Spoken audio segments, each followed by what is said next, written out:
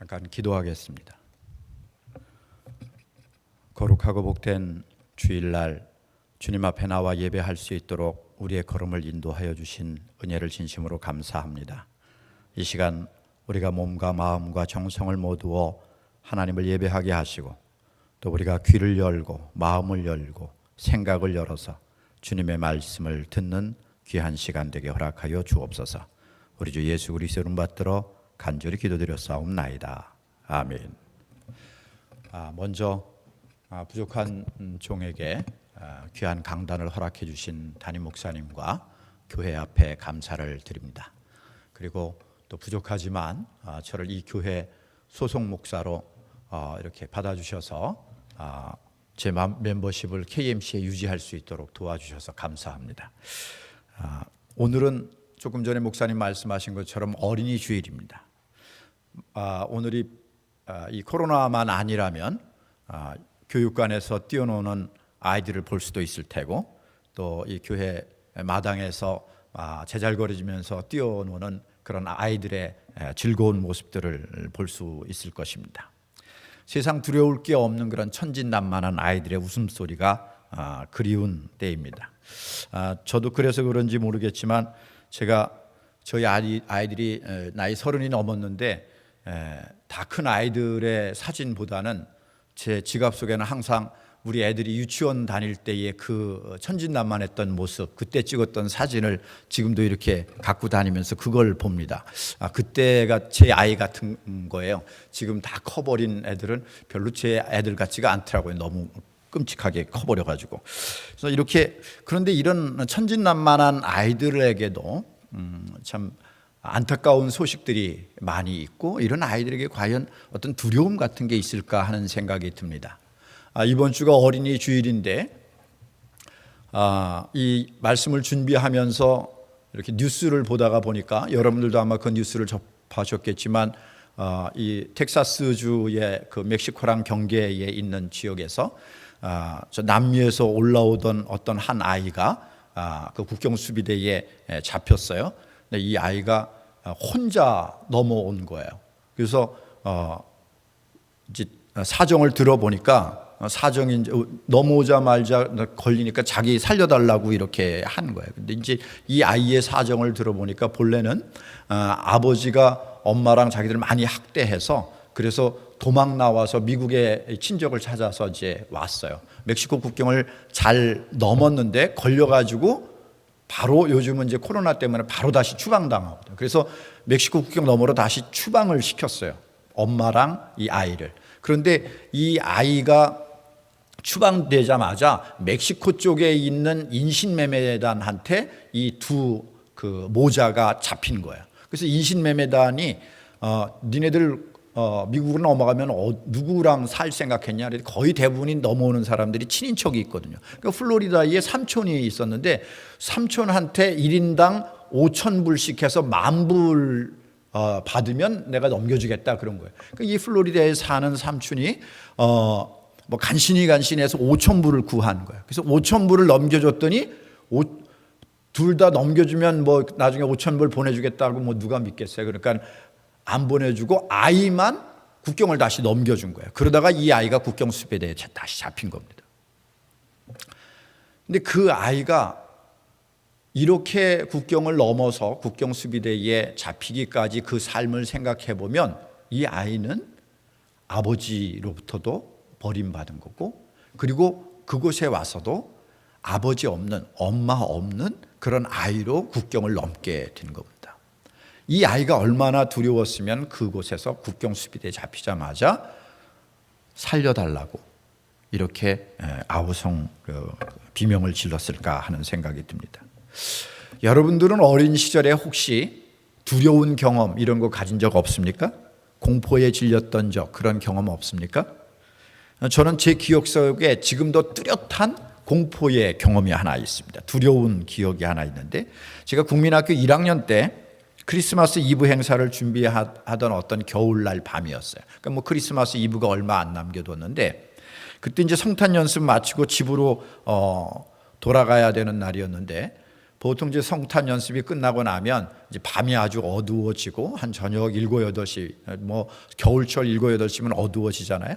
제가 고향이 경기도 안성인데 저희 집은 안성 시내에서 한 10여 리 떨어져 있는 과수원이 저희 집이었어요. 저희 집까지 가려면 가다가 오른편에 상여집, 여러분들 상여집이 뭔지 아시죠? 그 상여집이 있고 거기서 또 조금 더 가면 고아원이 있고 그런 다음에 이제 저희 집이에요. 근데 그 전에 이제 큰 개울도 건너야 되고 그 개울을 건너는 큰 다리가 있어요.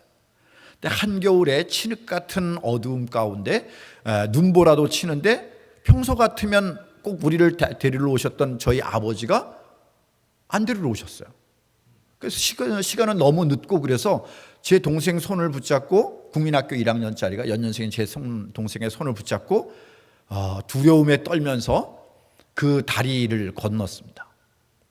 근데 바람이 얼마나 세게 부는지 그 다리 난간 사이로 내가 떨어질 것 같더라고요. 바람이 불면 날아갈 것 같은 거예요. 그래서 다리 난간을 꼭 붙들고 눈보라치는 그 밤길을 둘이서 건너갔습니다. 뭐 주와 같이 길 가는 것 이런 것도 부르고 국민학교 때 외웠던 주기도문도 외우고 막 이러면서 이제 간신히 어떻게 집에 갔는지 집에 갔어요. 그때 제가 두려웠던 공포는 그 큰 다리 또 아니면 무슨 옆에 있는 상여집에서 뭐 귀신 튀어나올까봐 뭐 고아원 애들이 와서 때릴까봐 뭐 이런 어두움 이런 게 처음엔 공포인 줄 알았어요. 그런데 사실은 나중에 깨닫고 보니까 아버지가 없었던 게 제겐 가장 두렵고 공포스러운 일이었습니다. 그 길을 여러 번 지났을 때 한 번도 두렵거나 공포스러운 일이 없었거든요. 그것은 아버지가 함께 했기 때문에. 그런데 저는 그 엄청난 두려움이 바로 아버지가 없었다는 사실을 나중에서야 알게 되었습니다. 여러분, 이 시대에 우리를 가장 두렵게 하는 것이 무엇입니까? 아마 지난 1년여 동안 여러분들은 지금 다 예배 드릴 때 마스크 쓰고 계신데 이 코로나 팬데믹이 우리에게 준 두려움입니다. 제가 이 사역을 하면서 제가 지금 이번 제 8차 대륙횡단을 하는 자동차로 대륙횡단 중인데 첫 번째 대륙횡단 때 저희 국제본부가 있는 아리조나 피닉스에 들렸습니다. 제가 약속했던 어떤 장로님과 후원 관계를 논의하고자 만나기로 약속을 하고 피닉스를 갔는데 이 장로님이 안 나오시겠다는 거예요. 그래서 왜요? 그랬더니 권사님이 절대로 나가지 말라고 그랬다는 거예요. 왜요? 그랬더니 정승우 목사처럼 돌아다니는 사람 만나면 큰일 난다고 만나지 말라고 그랬다는 거예요. 그래서 그냥 아프리카의 우물 파기 큰 프로젝트를 전부를 도네이션 하기로 하셨던 장로님이 안 나오고 캔슬시켰어요. 누구라고 얘기하면 여러분들도 알 수 있는 분이기 때문에 절대로 얘기는 못해요. 그분이 누군지는. 그런데 왜 만나기를 두려워했냐면 이 코로나 팬데믹에 대한 그때 당시만 해도 7월달 그때만 해도 이게 도대체 감염 경로가 어떻게 되는지, 치료제는 있는지, 백신은 과연 나올 수 있는 건지, 그리고 증상은 어떤지, 이 또 무증상의 감염자들이 많다 보니까 무증상 감염을 통해서도 연세 드신 분들 감염되면 또 이제 어려워지잖아요. 또 뭐 기저질환이 있다 그러면 더 어려운 일을 당할 수도 있고요. 그런 모든 불확실성 때문에 만나기를 거절하신 거예요. 당연히 이해가 되는 일입니다. 코로나 바이러스가 우리에게 가져다 준 보이지 않는 이 공포는 아무것도 예측할 수 없다는 것 때문에 더 두려웠던 것입니다. 그래서 사람들은 이 미국 정말 뭐든지 1등인 우리가 살고 있는 이 미국 땅이 정말 이번에는 코로나도 1등을 전 세계적인 1등을 계속 유지해 오지 않았습니까? 이런 상황에서 사람들은 속수무책으로 두려움 가운데 살 수밖에 없었습니다. 그래서인지 옥스퍼드 사전이 매년 발표하는 그 해의 단어가 있는데 작년에는 2020년 단어로 unprecedented라고 하는 단어를 선택을 했어요. 전례 없는 새로운 뭐 이런 거예요. 그러니까 변종 바이러스 때문에 너무도 힘든 그런 영국에서 이 팬데믹을 통과하면서 그들이 생각한 단어가 unprecedented라고 하는 단어였어요. 충분히 공감할 수 있는 겁니다. 지금까지 경험할 수 없었던 일, 예견할 수 없었던 일, 그건 다 모든 게 불확실한 거죠. 그럼 불확실한 상황에서 하루하루를 살아낸다는 게 얼마나 공포스럽겠어요. 저와 여러분들이 마찬가지입니다. 이게 두려운 현실입니다. 세상이 그럼 그렇다고 한다면 우리 인간이 느끼는 이 공포와 두려움이라고 하는 감정, 이런 상태는 성경에선 언제 처음 인간이 이런 걸 두려움을 느끼면서 살았을까 하는 겁니다. 성경은 그 두려움의 첫 사건을 아주 잘 알려줍니다. 창세기 3장, 성경의 첫 번째 책인 창세기 3장에서 두려움의 근원, 두려움의 정체를 분명하게 우리에게 알려줍니다.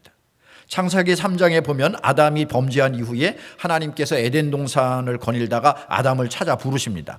이미 이때는 아담이 범죄한 이후이기 때문에 하나님의 음성을 듣고 여호와의 얼굴을 피해서 동산 나무 사이에 숨었다, 이렇게 돼 있어요.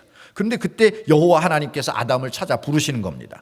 아담아, 내가 어디 있느냐, 이러는 거죠. 그때 하나님이 아담과 이 에덴 동산에서 숨바꼭질 하다가 아담이 너무 나무 뒤에 잘 숨어가지고 하나님이 아담을 잘 못 찾지 못해가지고 못 찾겠다 꾀꼬리 뭐 이렇게 한 다음에 아담아 내가 어디 있니? 이렇게 부르시는 게 아니에요. 아시죠? 그런 건 아닙니다. 그런데 아담이 이때 이렇게 대답을 하는 거죠. 3장 10절에 보니까 가로되 내가 동산에서 하나님의 소리를 듣고 내가 벗었으므로 두려워하여 숨었나이다. 이게 뭔 소리예요? 이게 아담의 정직한 답변이 맞을까요? 아니면 틀릴까요? 잘 생각해 보세요. 자, 여기 본문을 보면 처음 아담이 두려웠다라고 이렇게 고백합니다.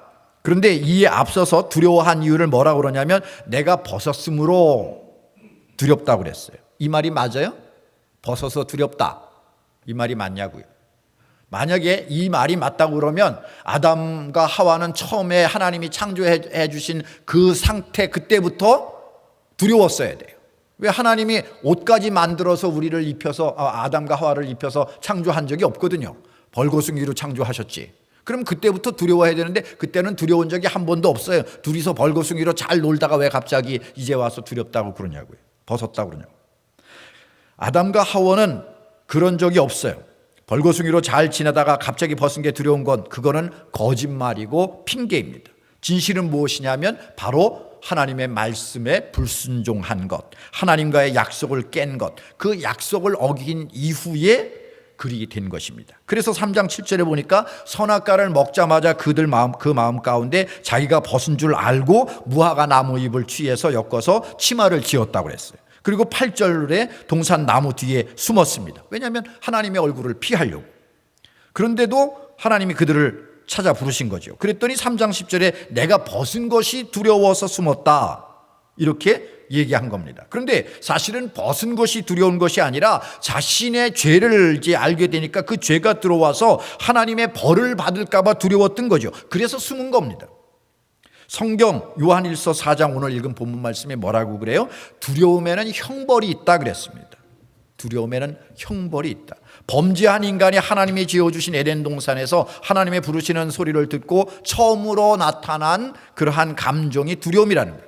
그러니까 아담과 하와가 경험하는 이 두려움은 하나님과의 약속, 그 약속의 말씀에 불순종하고 죄를 지었을 때 일어난 감정입니다. 하나님과 하나님 아버지와의 그 관계가 단절되었을 때 온 게 두려움이에요. 하나님의 낯빛을 피할 때 오는 죄인의 감정이 두려움이에요. 우리 아이들 키우다 보면 아이들이 이렇게 그 엄마 아빠한테 잘못한 게 자기가 인식이 되면 눈빛을 피하고 슬슬 숨고 그러잖아요. 똑같은 거예요. 이제 인간이 갖고 있는 두려움의 정체가 무엇인지 잘 알게 되었습니다. 범죄에 대한 징벌을 받는 것에 대한 두려움이죠. 하나님 아버지하고 함께 동산을 거닐 때가 아닙니다. 하나님이 아닌 존재, 아버지가 아닌 존재, 그를 지은 존재가 아닌 사단과 함께 거닐고 있었고, 하나님 아버지의 말씀이 아닌 뱀의 말에 자신의 행동을 내어 맡겨버린 결과가 두려움입니다. 우리를 사랑하시고 그 사랑으로 우리를 지으셨고 그 사랑을 계속 유지하시기 위해서 모든 것을 공급해 주셨고, 그리고 우리를 복된 길로 인도하시고 구원하시는 그 하나님 아버지를 절대적으로 신뢰하고 그분만을 사랑했다면 두려울 일은 없었을 것입니다. 그런데 이 첫사람 아담과 하와는 두려워했어요. 우리는 혹시 이 세상을 살면서 이런 두려움 없습니까? 하나님을 온전히 신뢰하지 않고 하나님 아버지의 사랑을 믿지 않고 하나님 아버지가 공급하시는 그 공급에 대한 확신이 없고 하나님 아버지와 동행하지 않는 신앙은 두려움에 거할 수밖에 없다는 겁니다. 그런데 참 놀라운 사실은 이 모든 일이 완벽한 에덴 동산에서, 코로나도 없는 에덴 동산에서, 죽음도 없고 완전하고 완벽한 동산인 에덴 동산에서조차 그들은 두려워하고 숨었다는 거예요. 여러분, 우리 성경에서 아는 에덴은 어떤 곳입니까? 하나님의 동산입니다. 완벽한 하나님의 품입니다. 이처럼 완벽할 수가 없습니다. 그런데 왜 두려워합니까? 그 동산 안에서도 하나님과 동행하지 않기 때문입니다. 이 주한학교회, 벨리 주한학교회는 하나님의 동산이 맞습니까? 하나님의 품이 맞습니까? 여러분들이 그 하나님의 품 안에 거하기 위하여 주 앞에 나와서 예배하지 않습니까? 그런데 혹시 우리가 주님 앞에 나올 때 두려움 같은 거 없습니까? 두려움이 없어야 정상입니다. 그런데 이 두려움이 어디서 오는지, 우리의 삶 속에서 경험하는 두려움이 어디서 오는지, 그것은 여전히 내가 주님 앞에 나온다 하면서도 주님과 분리된, 하나님 아버지를 전적으로 신뢰하지 않는 그러한 분리된 신앙에서 두려움이 오고 걱정이 오고 불안이 오는 것입니다. 하나님은 한 번도 우리를 홀로 내버려 두신 적이 있다 없다? 없습니다. 요한복음 14장 18절에 내가 너희를 고아와 같이 버려두지 아니하고 너희에게로 오리라 이렇게 약속하셨어요. 그래서 구약 성경에는 성막과 성전을 통하여 함께 하셨고, 여호와 삼마로 함께 하셨고, 예수님은 임마누엘로 이 땅에 육신의 몸을 가지고 이 땅에 오셔서 우리 인생들과 함께 하셨고, 부활 승천 이후엔 약속하신 보혜사 성령을 우리에게 주셔서 지금도 우리와 함께 하시는 줄로 믿습니다. 아담과 하와는 그런데 그 하나님과의 약속을 저버리고 하나님의 품을 떠났던 겁니다. 생각해 보세요. 하나님은 끊임없이 다양한 방식으로 우리와 함께하고 그의 아버지 되심을, 부모 되심을 약속하시고 이행하셨습니다. 우리가 잘 아는 탕자의 비유에 보면 떠난 것은 탕자입니까? 아버지입니까? 아버지는 한 번도 떠난 적이 없습니다. 떠났던 것도 탕자이고 돌아온 것도 탕자입니다. 아버지는 언제나 그 자리에 아들을 기다리고 계셨습니다. 늘 그 자리에서 아버지는 아들을 기다렸기 때문에 아들이 저 멀리에서 오는 것을 보고 달려가서 그를 부둥켜 안고 키스하고, 그리고 손에 가락지를 끼워주고 그 모든 삶을 다시 회복시켜 주셨던 거죠. 하나님은 여전히, 우리 하나님 아버지는 여전히 지금도 우리를 이렇게 보호하고 지키시고 계십니다. 하나님은 오늘도 여기에 모인 우리에게, 우리 가운데 함께하고 계십니다. 그래서 어떤 상황 속에서 주님을 찬양하고 예배하는 우리의 예배를 즐거이 받고 계신 겁니다. 그런데 우리가 그걸 자주 잊어버려요. 그러면 곤란해지는 겁니다. 우리는 기도할 때 가끔 생사회복을 주관하시는 하나님 이렇게 하고도 진짜 생사회복을 하나님이 주관하시는지 가끔 까먹는 것 같아요. 만유의 주제에 전능하신 주님 이렇게 찬송하면서도 일상생활 속에 가끔은 보면 니은자 빠진, 받침이 빠진 전능하신 하나님이라고 고백하는 것 같아요. 이 벨리 주한학교에는 그런 성도들이 없는 줄 압니다. 제가 그 집에 돌아가면 가는 교회가 있는데 그 교회는 가끔 그런 애들이 있더라고요. 애들, 어른은 아니고. 여러분, 우리가 고백하는 하나님은 어떤 하나님입니까? 작년 한 해 동안 얼마나 어려우셨습니까? 믿음을 지키는 것도, 그래서 예배하는 것도 쉽지 않았습니다. 저도 제 사역 17년 동안 이렇게 어려웠던 해는 처음이었습니다. 가장 큰 위기를 겪었습니다. 작년 3월 15일 날 미국의 이제 대부분의 주가 락다운을 선언을 했습니다. 그때 제가 여기 LA에 있었는데, 그래서 그 락다운 때문에 누구도 만날 수가 없었어요. 교회에 예정되었던 선교 훈련, 모금 행사, 필드 트립 다 방문, 대면 모임 전면 취소였기 때문에 저도 그냥 집으로 돌아갈 수밖에 없었습니다. 집으로 돌아가서 가보니까 기다리고 있는 건 두 가지 지침이었습니다. 본부 사역자들은 stay at home and field, 오피스. 집에 있거나 오피스에 있거나. 그 다음에 필드 선교사들한테 내려진 지침은 stay at field. 그냥 선교지에 머물러라. 그런데 이 두 개의 지침이 서로 상충됩니다. 아니, 사역은 계속 하라고 그러면서, 필드 사역은 하라고 그러면서 필드 선교사들은 무슨 맨땅 파가지고 사역을 하냐고요. 우리가 열심히 모금하고 후원해줘서 그 자원 가지고 사역을 하는데 이쪽 본부 사역자들은 할 수 있는 일이 없는 거예요. 그렇게 6월 말이 돼서 상반기 결산을 하고 나니까 우리 예산 집행해야 되는 거에 3분의 1이 떨어졌어요. 이 상태로 연말 되면 우리는 3분의 1, 3분의 1 떨어지면 어떻게 되는 거예요? 연말 되면 꽝이에요. 문 닫아야 되는 거예요. 그럼 나만 문 닫으면, 나야 문 닫으면 뭐 우버 택시 기사라도 하면 되지만 우리 필드 선교사들은 어떡하냐고요. 거기에서 필드 선교사들이 데리고 있는 아이들은 어떡하냐고요.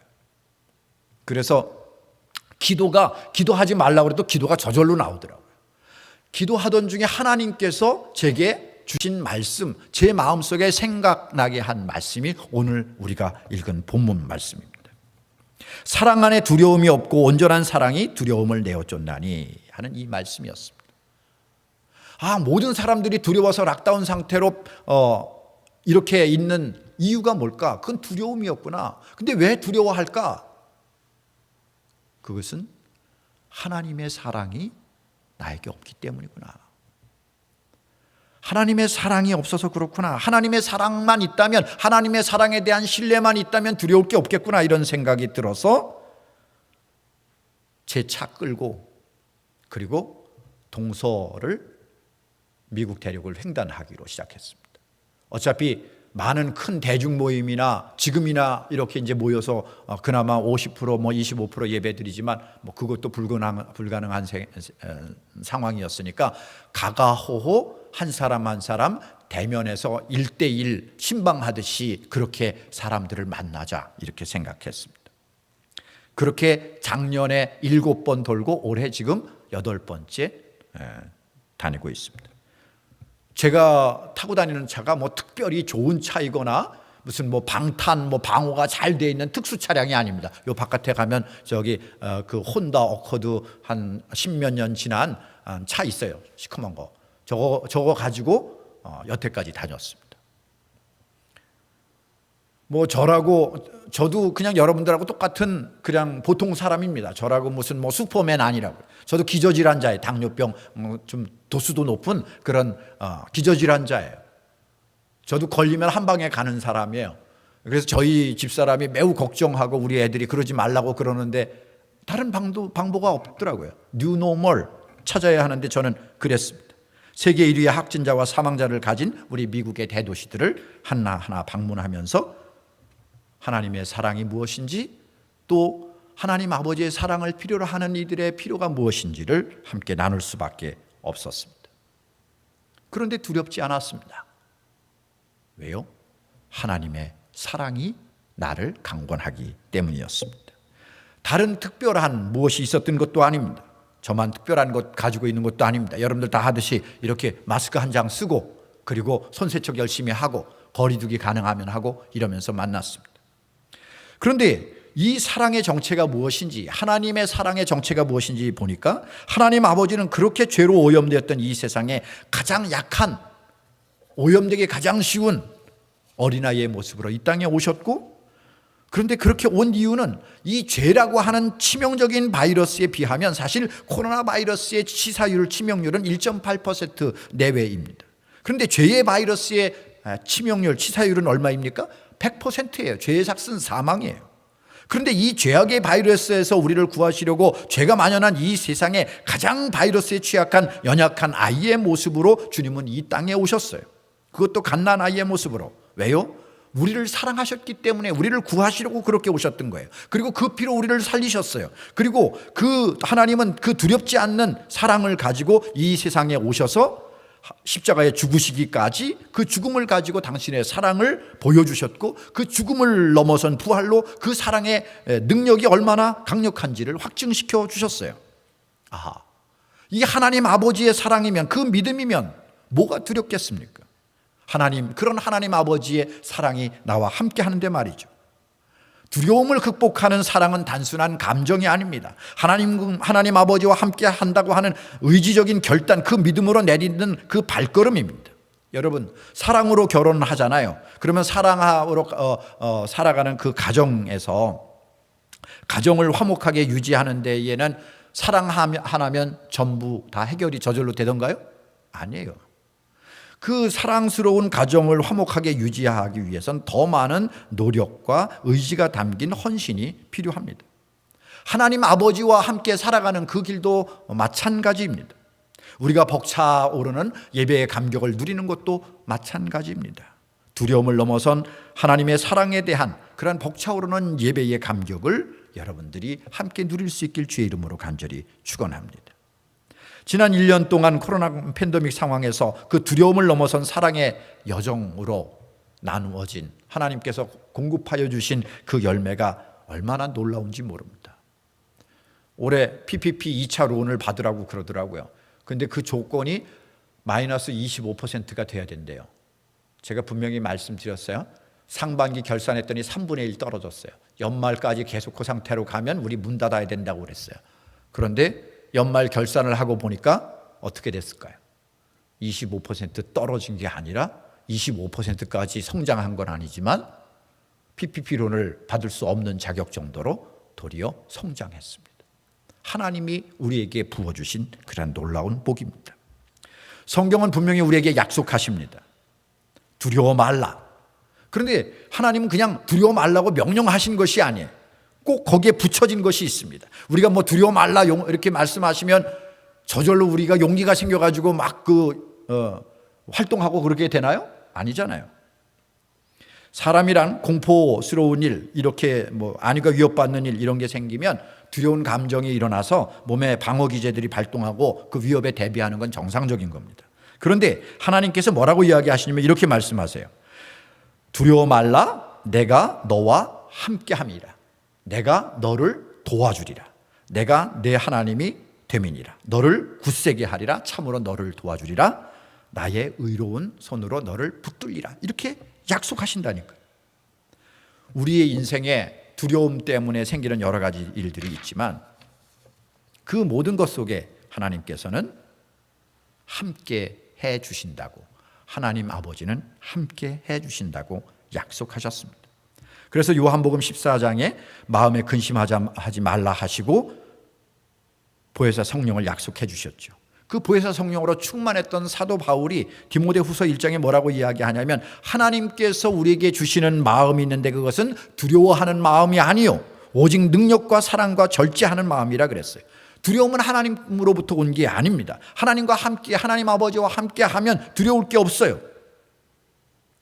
바로 이 두려움을 넘어서는 삶의 방식은 그 하나님 아버지의 사랑 안에서 사는 것입니다. 제가 이 코로나 상황을 다니면서 여러 사람들을 만나면서 놀라운 사실 하나를 발견했어요. 아, 이게 진실이구나. 이 코로나 상황에서도 연애를 하더라고요. 연애를 화상으로만 하는 게 아니라 만나서 하더라고요. 만나서 커피도 마시고 맛있는 것도 나눠 먹고 둘이 데이트도 하고 그러더니 결혼도 하겠다고 그래요. 그러더니 정말 결혼을 하는 아이들이 있어요. 그리고 신혼여행도 같이 가더라고요. 그리고 한 식구라고 같은 이부자리 속에 들어가더라고요. 그러더니 제가 얼마 전에 만났는데 아니 어느 집에는 애도 생겼대요. 아니 이 사회적 거리두기 하는 상황이 어떻게 애도 생겼는지 몰라요. 놀라운 일이에요. 이게 생명의 법칙이에요. 왜? 사랑하니까. 사랑하기 때문에 모든 두려움을 넘어선 거예요. 죽을 줄도 모르는데 사회적 거리도 안 하고 새 생명을 잉태하게 되는 거죠. 이것이 죽음을 넘어선 사랑의 역설입니다. 하나님은 그렇게 하신 거예요. 우리 필드 선교사들한테 내려진 지침이 뭐라고 그랬어요? Stay at field. 우리 선교사들이 죽을 줄 몰라서 브라질, 인도, 지금 방글라데시, 캄보디아, 그 저개발국가 아프리카 이런데 그냥 있겠습니까? 저희 파송 선교사들 중에 캄보디아, 방글라데시 여기는 한국하고도 가까워요. 그 안전하다는 나라. 애들도 아까 나왔던 그 우리 목사님네 애들보다도 더 어린 애들, 초등학교도 안 들어간 애들 데리고 선교지에 있어요. 애들 생각해서라도 자기 애들 생각해서도 한국으로 피난하고 싶지 않았겠어요? 특별 전세기도 막 보내주고 그랬다는데. 그런데 그 아이들 다 데리고 왜 그 필드에 있겠습니까? 저희가 파송한 캄보디아 선교사, 방글라데시 선교사, 그 볼리비아, 카자흐스탄, 이라크 난민촌에 있는 또 아프리카 케냐에 있는 이 모든 선교사님 한 사람도 철수하지 않았어요. 다시 나와 있던 사람 도리어 들어가게 했습니다. IT에도 그렇고요. 이 선교사님들이 무슨 힘으로 그 자리를 지킬까요? 감염과 죽음의 위협 앞에서 두렵지 않겠습니까? 그런데도 그곳에 남아 있는 것은 하나님 아버지께서 자기에게 부어주셨던 사랑, 그 하나님 아버지의 사랑을 가지고 그 고아와 같은 아이들, 그 버려진 아이들, 그 가난한 아이들의 하나님 아버지가 되어주 아버지의 그 사랑을 나누기 위해서, 그들의 부모가 되어주기 위해서 그곳에 남아있는 겁니다. 하나님 아버지의 사랑이 그들을 강권하기 때문입니다. 가난한 아이들의 아버지가 되어서 그 선교지의 아이들을 지키고 있는 것입니다. 성경에 보면 두려워 말라라고 하는 단어가 366번 나온다고 합니다. 그래서 누가 물었다 그래요. 왜 365번이 아니고 366번이에요? 그랬더니 이 4년에 한 번씩 윤년 있잖아. 뭐 그랬대요. 이건 그 나라 번역본입니다. 한국말로는 이렇지 않아요. 우리가 이야기하고 싶은 것은 아무리 두려워할 일, 죽을 일이 쌓여도 하나님의 사랑이 우리가 두려워할 일보다 더 크다라는 얘기입니다. 오늘 우리가 읽은 본문 말씀을 다시 한번 읽어보시기 바랍니다. 사랑 안에 두려움이 없고 온전한 사랑이 두려움을 내어쫓나니 두려움에는 형벌이 있습니다. 두려워하는 자는 사랑 안에서 온전히 이루지 못하였느니라. 우리가 사랑하면 그가 먼저 우리를 사랑하였습니다. 지금 하나님 아버지의 사랑 안에서 우리가 하나님의 자녀로 자라가고 있습니까? 사랑하는 하나님과 동행하면서 그렇게 살아간다면 죄가 틈을 탈 수가 없습니다. 그렇다면 세상 두려울 일이 없습니다. 아버지가 없으면 두려운 것입니다. 제가 어렸을 때 경험처럼. 사랑하는 성도 여러분, 이 땅에 하나님 아버지 없이 기아의 두려움으로 살아가는 굶주린 아이들이 있습니다. 그들에게 하나님 아버지의 사랑의 품이 되어줄 수 있기를 주의 이름으로 간절히 부탁을 드립니다. 기도하겠습니다. 존귀와 영광을 받으시기에 합당하신 하나님, 우리를 하나님 아버지의 사랑의 품 안에 품어주시니 감사합니다. 우리가 어렵고 힘든 일을 경험할지라도 그 사랑에 대한 확신으로 살아가며 예배하는 우리 모두가 되어지도록 은혜 허락하여 주옵소서. 우리 주 예수 그리스도를 받들어 간절히 기도드렸사옵나이다. 아멘.